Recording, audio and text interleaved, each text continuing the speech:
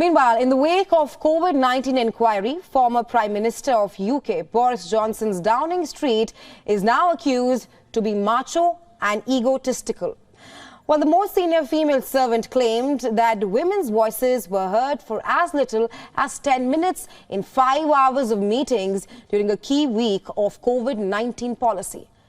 Well, Helen MacNamara, who was then the Deputy Cabinet Secretary, said that the culture was so male-dominated that female officials were routinely not invited to these key meetings. Further added that female colleagues were not even asked for views on something even when they had knowledge about it.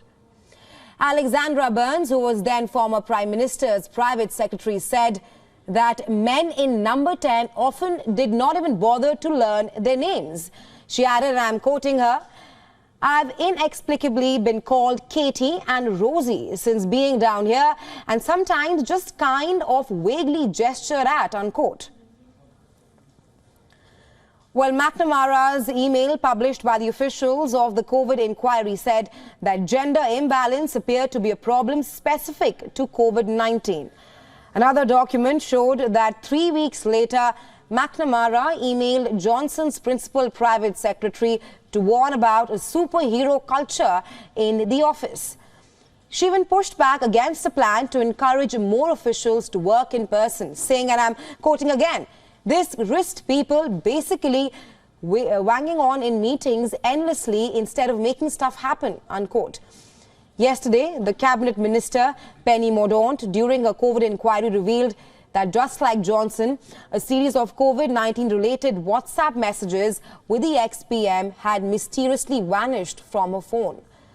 Johnson, during a COVID-19 inquiry conducted earlier this month, said that WhatsApp messages from his old phone covering the crucial period from January to June 2020 were lost due to a factory reset of his device. Well, the new documents shared with the COVID inquiry also drags UK's current Prime Minister Rishi Sunak into the controversy. They reveal that Sunak considered a radical plan to give everyone in the country a prepaid debit card in the summer of 2020 to boost their spending. Sunak, however, ditched his idea when Treasury officials pointed out that the major risk of theft and fraud in sending out tens of millions of cards containing taxpayer cash in the post.